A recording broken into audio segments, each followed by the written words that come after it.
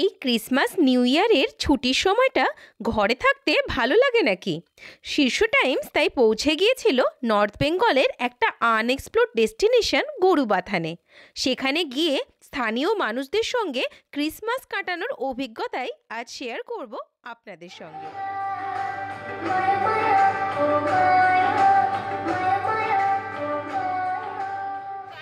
Special programme আছে বড়দিনের জন্য।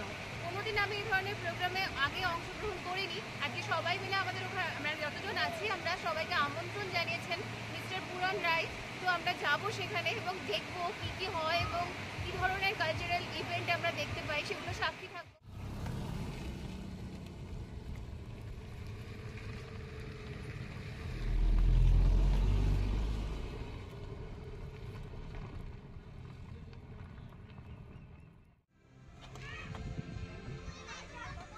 মালবস্তি চার্চ, গরুবাথানের এই চার্চেই আজ ক্রিসমাসের দিন আমাদের আমন্ত্রণ জানিয়েছেন আমাদের থুলুং হোমস্টের ওনার মিস্টার পুরন রায়।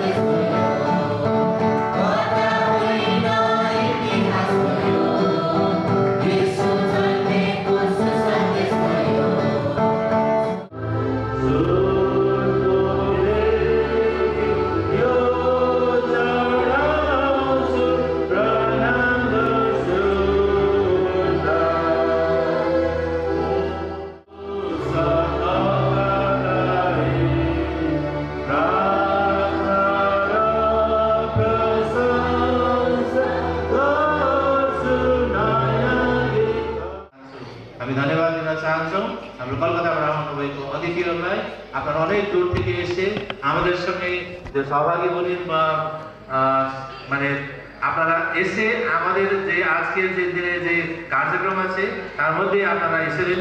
আমরা আমাদের পক্ষ থেকে অনেক ধন্যবাদ জানাচ্ছি।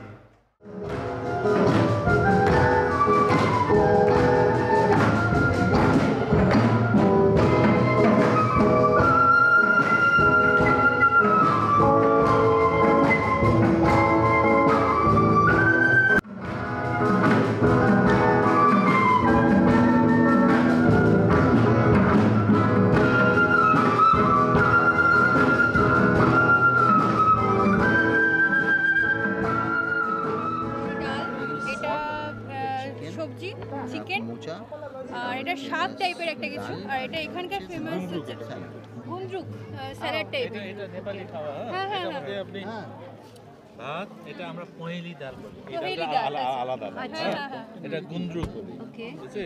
ওই রাই শাক সবজি যেটা, এটা সব কিনেমা আছে। কিনেমা বলতে গেলে এটা ফার্মেন্টেড যে আচ্ছা আচ্ছা সয়াবিন আছে ওটাকে ফার্মেন্ট করা আছে, তারপরে পোর্ক আছে, চিকেন আছে। লাঞ্চে এরকম অথেন্টিক সব টেস্টি টেস্টি নেপালি খাবার পেয়ে আমাদের তো খুশি আর ধরে না। প্রেয়ার শেষ হতেই সবাইকে দেখলাম কি সুন্দর লাইন দিয়ে থালা হাতে নিয়ে খাবার নিচ্ছে। নিজের খাবারের থালা প্রত্যেকে ধুয়ে রাখছে নিজেই। স্থানীয় মানুষদের সঙ্গে একাত্ম হতে পারার এমন একটা সুযোগ পেয়ে আমরা খুবই আনন্দ পাচ্ছিলাম।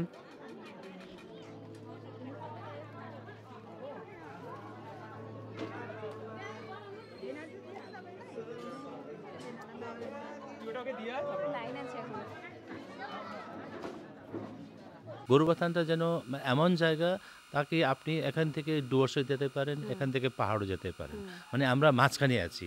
হ্যাঁ, এখানে আপনি এমন জায়গা না যে খুব ঠান্ডা, এমন জায়গা না খুব গরম, এরকম জায়গাতে মডারেট টেম্পারেচার এখানে থাকে। ওই জন্যে তারপরে গরুবাথানে আপনি অনেক কিছু প্রাকৃতিক এখানে জিনিসপত্র দেখতে পারবেন।